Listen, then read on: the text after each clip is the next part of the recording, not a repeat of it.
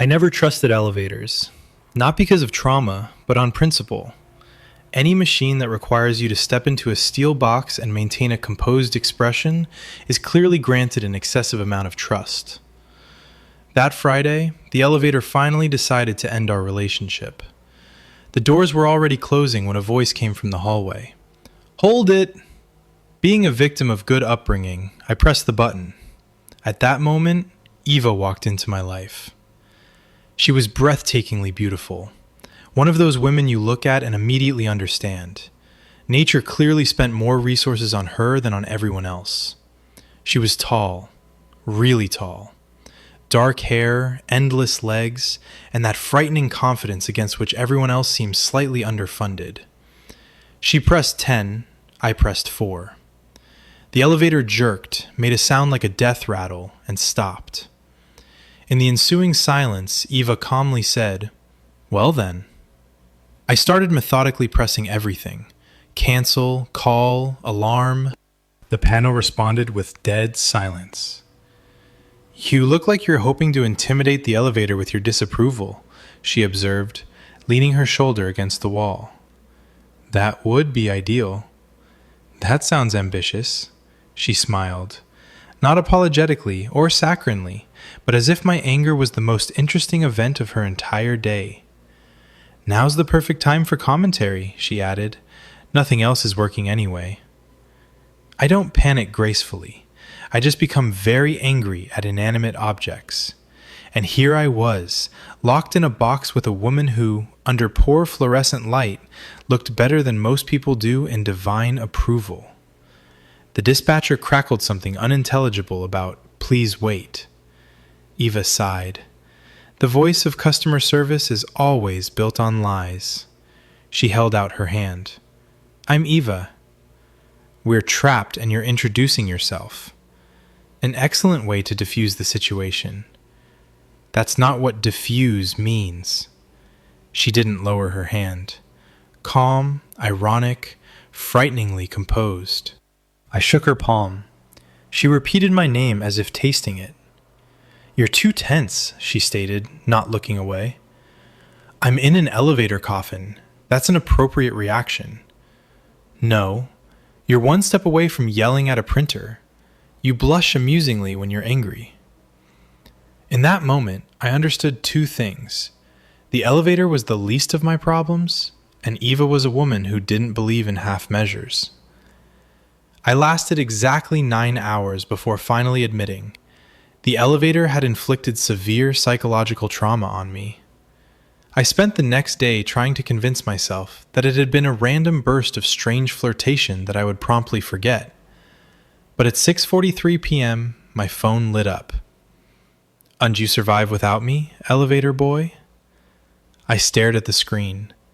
My brain demanded suspicious mode, but my fingers were already typing a reply. "Me. Who is this?" "Hurtful. Tall girl. Elevator. Your pulse was too loud to forget." This wasn't just a message. It was an official notification that the problem hadn't stayed behind closed doors. "How did you get my number?" I typed, already knowing the answer. "Asks Thomas. He cracked immediately." "Weak man," came the reply. I mentally crossed Thomas off my list of friends. Meanwhile, Eva continued her cavalry charge. "Eva, free tomorrow?" No preamble, no "how are you" or "maybe someday," just a direct shot. While I was searching for words not to seem too available, she finished me off. "Eva, don't overload your processor with overthinking. It doesn't suit you." She wasn't just inviting me, she was dictating the terms of the game. "What exactly is this supposed to be?" I risked. "Drinks? Conversation? Your attempts not to blush in public? My attempts not to help you with that." I smiled. The worst part was, I smiled at my own phone like a lovesick teenager. "That sounds like a threat," I replied. "That sounds like a date if you stop being afraid of nouns. 7?" I looked at the wall. I could say no. But Eva had a frightening gift for making refusal look like cowardice and agreement like the only correct path. 7, I caved. Excellent. And don't forget, you still owe me for that water. I accept payment in attention. I put down my phone. The worst part of this story was no longer the elevator. The worst part was that Eva wrote exactly the way she flirted. Too accurately, too easily, and with absolutely no chance of escape.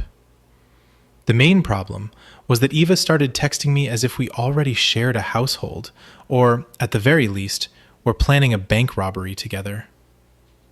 At 8:11 a.m.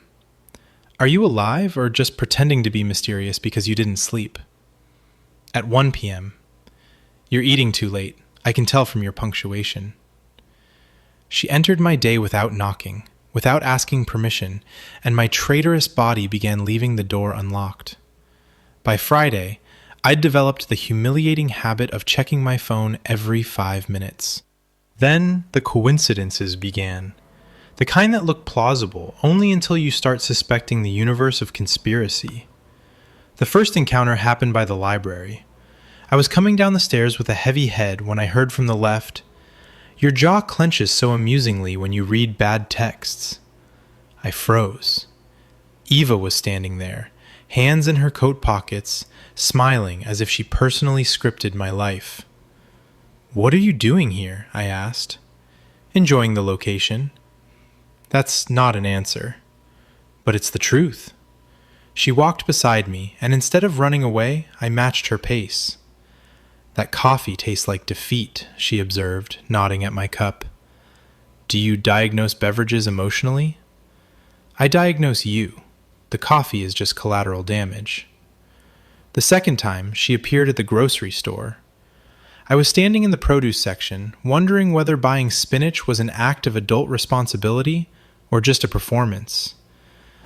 "You're choosing fruit like you're trying to impress an imaginary doctor," came a voice behind me. I nearly knocked over a pyramid of oranges. "No normal person says that to a man simply holding a pear," I protested. Eva leaned on my cart. "Your basket only has bread, eggs, and sadness. You need an intervention." She took 2 avocados and unceremoniously tossed them into my basket. "What's this?" I asked. "Care. That's reverse theft. It's an investment in your survival." She smiled, not predatorily, but with an unfamiliar warmth. And in that moment, I understood. Eva wasn't just refusing to leave me alone. She was becoming part of my daily life. Thomas, seeing me in the hallway later, summed it up. "Has she put you on a subscription plan?" "Shut up." That's yes in the language of a man who's already half in love. The worst part was that Thomas was right. Eva wasn't just flirting. She was taking root in my schedule, and I was no longer sure I wanted to weed her out. The real damage began when Eva stopped sounding like a girl I was getting to know and started talking like a woman who had already drawn all her conclusions. She didn't ask permission. She simply entered me into the protocol of her life. It showed in small things. Instead of, "Are you free?" I got, "Where are you?" Instead of, "Wanna come over?" "Come here." It was a quiet but coordinated psychological attack on my sovereignty. The first serious incident happened at a group dinner. Someone asked if the seat next to me was free. "Taken," Ava cut in from the other end of the table, not even looking up from her wine. Everyone laughed. I did too, because it was the only way to preserve the remnants of my dignity. But when the girl who'd asked obediently moved, Ava gave me a triumphant wink. "You can't say things like that," I whispered. "I just did." That's not an argument. But it's becoming a tradition. The worst part was that no one in the room even seemed surprised. Her tone was so confident that arguing with her claim to the space next to me seemed energetically unwise. Our non-relationship began occupying all my time. One Tuesday, I casually texted her, "Rough day." Half an hour later, she was at my door with bags of noodles. "You look nutritionally distressed," she announced, walking in. "That's not a real diagnosis." "It is now." She ate my dinner, commandeered my blanket, and sprawling on the couch, delivered her verdict. You need to change the lighting if I'm going to keep spending evenings here. What do you mean, if? Oh, that sounds like uncertainty. Don't worry, I've already decided for both of us. The breaking point came at a tram stop. A cold evening, rain starting to fall. We were arguing about a movie we'd just seen. You're defending a bad script only because the heroine is as impossible as you are, I said. Eva adjusted my collar, a habitual, almost intimate gesture, and smiled. That indignation suits you. I looked at her point blank. You talk as if there's already something between us. Eva froze. Her gaze turned serious and frighteningly soft. Because there is, she replied quietly. At that moment, my tram pulled up to the stop. Doors opened. People got on and off. I stayed where I was. Eva watched the tram leave and smiled faintly. See?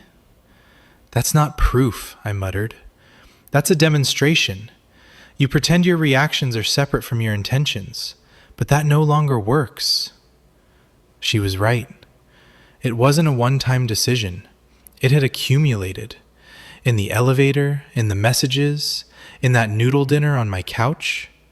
Eva had simply voiced what I was afraid to put on the record myself. I was already part of her life.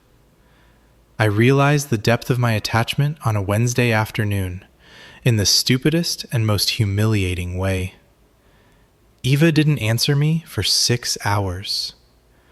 It wasn't a tragedy.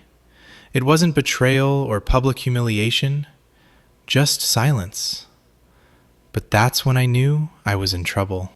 When a person's absence starts sounding louder than everything they've ever said. At 10:14 a.m., I sent her, "The professor just said, this discourse is liminal. I need compensation." No response. At 12:07 p.m., I risked, "Alive?" Zero reaction. By 2:30 p.m., I was checking my phone so often I was ashamed of myself. By 4 p.m., my mood had taken on such ugly contours that Mira, at the cafe, looked at me and delivered her verdict. You look like a man deprived of his dose in female form. That's psychopathy, not a diagnosis, I snapped. That's reality. Did she leave you on red?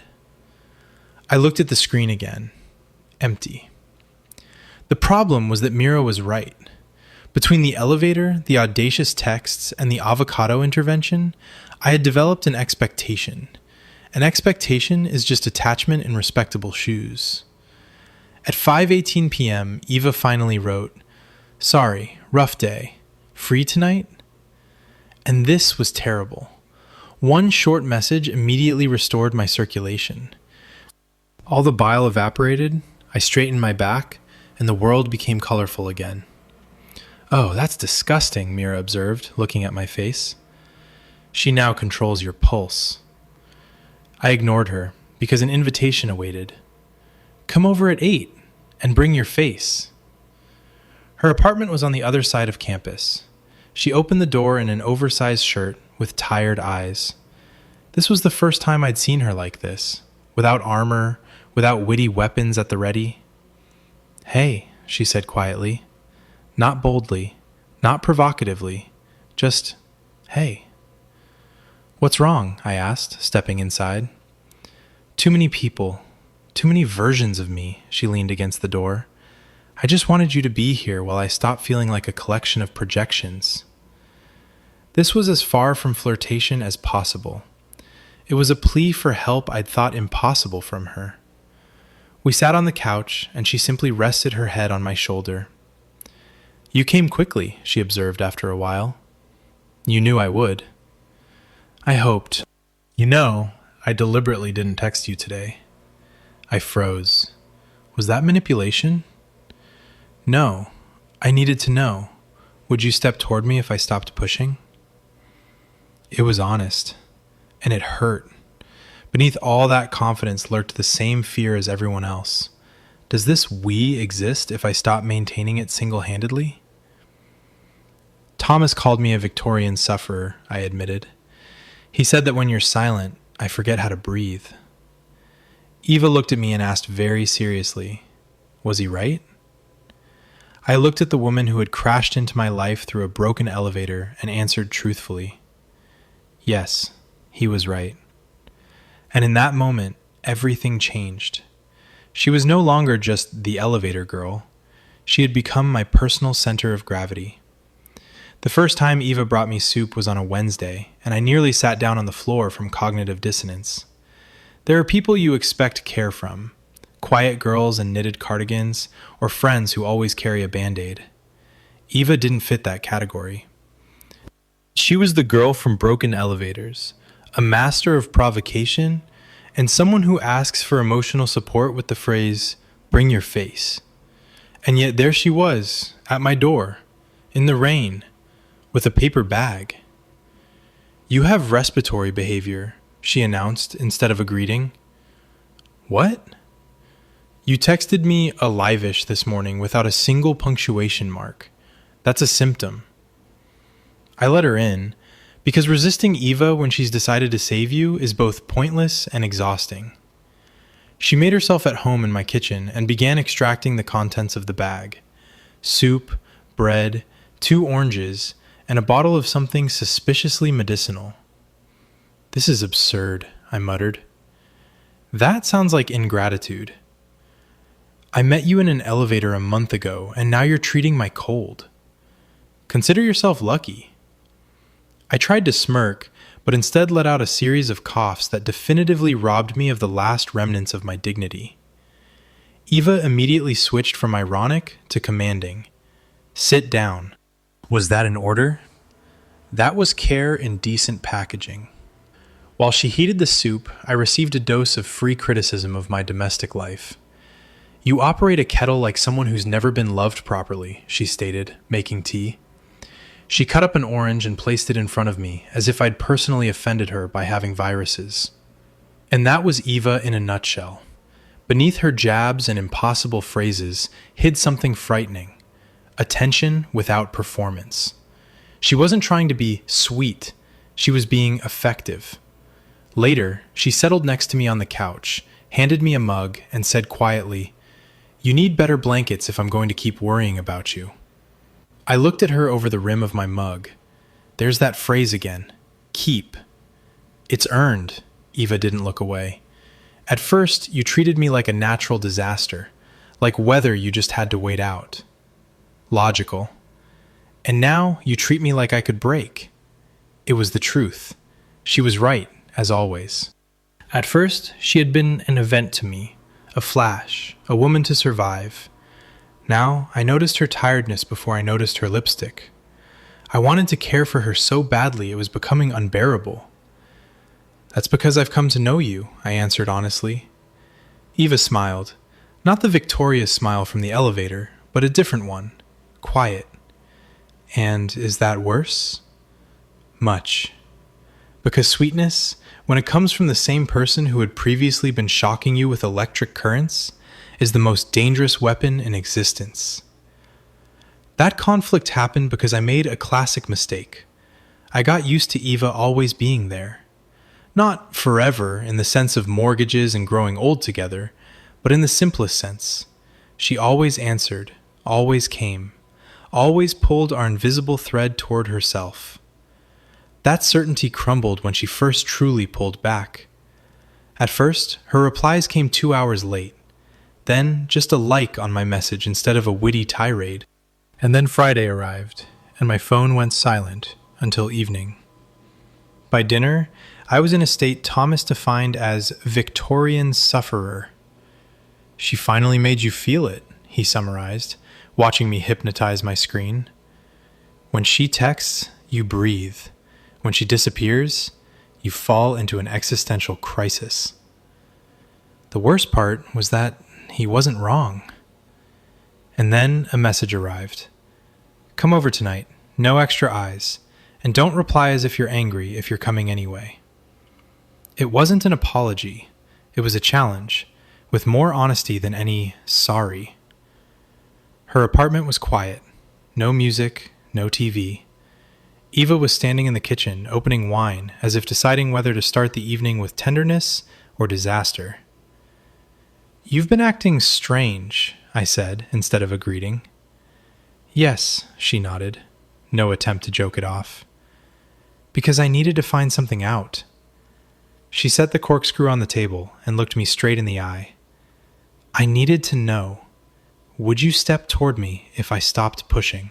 It hit harder than any of her bold antics. Beneath the layers of audacity and confidence had always hidden this simple, human fear. What if this desire only lives as long as I artificially sustain it? That wasn't the most pleasant decision, I noted. "I didn't do it for fun," Eva snapped. She hadn't texted me for sport. She hadn't gotten my number and crashed into my day because she was bored. She wanted me. And at some point, that need had grown so strong that she needed proof of reciprocity.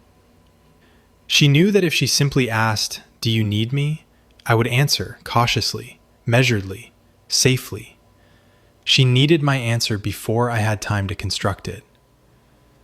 "Thomas said I forget how to breathe when you're silent," I admitted. "And was he right?" she asked quietly. I looked at the woman who had turned my world upside down and said the only thing that mattered.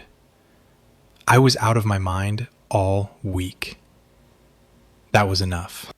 Eva stepped toward me so quickly it was like a collision, and kissed me with that desperate sincerity that only exists in people who have long awaited the results of an important experiment. She pressed her forehead to my shoulder and exhaled. Good. She hadn't texted me for entertainment. She'd texted because she'd grown attached. And I'd noticed the silence because I'd grown attached in return. And now, this story of the elevator girl had definitively turned into something far more serious and dangerous for both of us. In the end, the elevator turned out to be the safest part of this story. Back then, in that steel box, I thought being trapped with a stunning stranger who studied my panic like an interesting scientific specimen was the height of stress. I was wrong. The real disaster began when the doors opened and Eva gained access to my life. Now that we were officially together, though peacefully has never described us, everything that had once seemed like brash intrusion took on new meaning. Eva hadn't become more modest.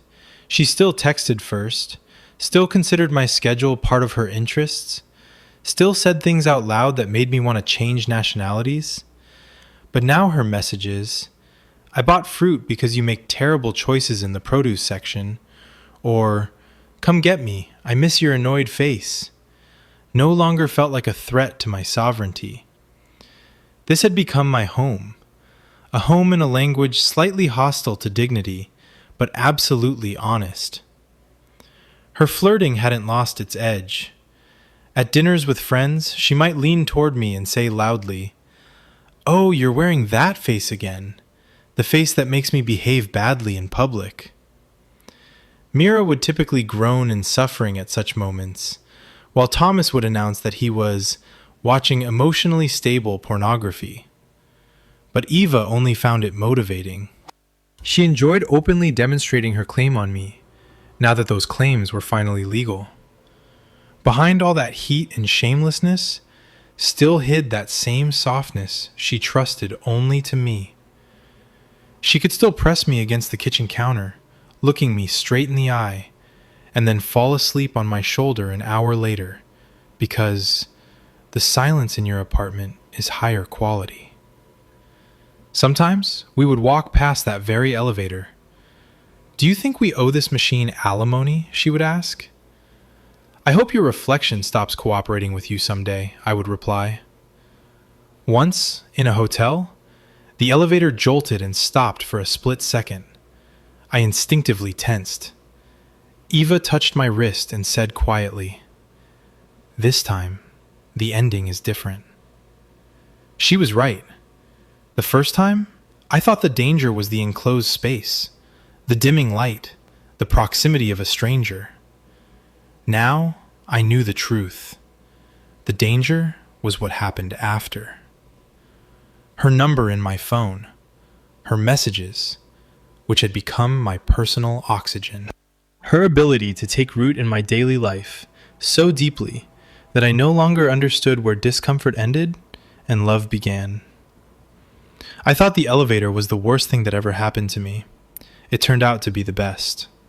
Because the elevator did exactly what an elevator is supposed to do. It delivered me to my destination. It just wasn't the floor I had been expecting.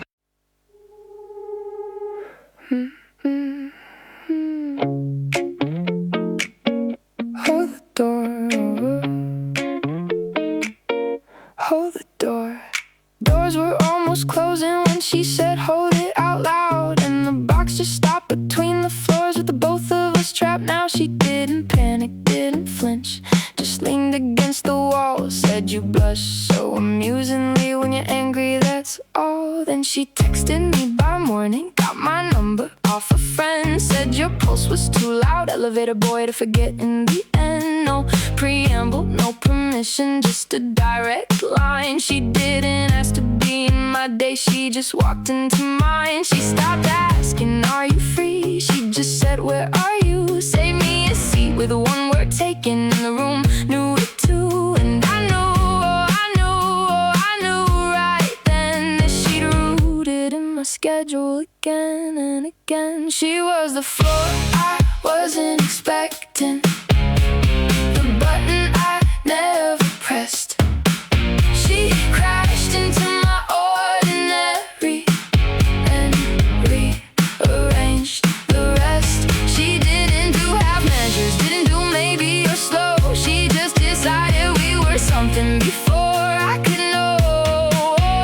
The floor I wasn't expecting, the door I didn't choose, and the best thing that ever happened, oh, was the thing I thought I'd lose. Floor I wasn't expecting, oh. She showed up with the noodles when I texted rough day, and my dinner took my bank and said I'm probably gonna stay. Brought me soup in the rain like she'd been doing it for years. Said you operate a kettle like a man who's known no tears. And behind all the audacity, behind the electric tongue, was a tension with that performance. So the realest thing that stung myself on, oh, I stung myself on. And I wanted to take care of her before the night was gone. And she went quiet for a day, didn't answer, didn't write. And I checked my phone like a fool till the evening light, 'cause I'd grown unattached, and the silence was the proof, oh, that the door had latched. She was the floor I wasn't expecting, the button I never pressed. She crashed into my ordinary and rearranged the rest. She didn't do half measures, didn't do maybe or slow. She just decided we were something before I could know. The floor I wasn't expecting, the door I didn't choose, and the best thing that ever happened, oh, was the thing I thought I'd lose. She said I didn't text you, and it wasn't for sport. I needed to know if you'd step toward me when I stopped holding the cord. And it hit me harder than her boldest little dare, 'cause beneath all that armor was a girl just scared. That we only lived if she carried it alone, that the wanting was a way she was tired to own. And I said I was out of my mind the whole damn week. And she pressed her head to my shoulder, oh, and she didn't have to speak. She just said good, and the elevator finally made sense. It delivered me somewhere, oh, past my own defense. She was the floor I wasn't expecting, and I never want to leave. She crashed into my ordinary and gave me something to believe. She still texts me first, still claims me in a crowded room, still falls asleep on my shoulder, 'cause my silence is her tune.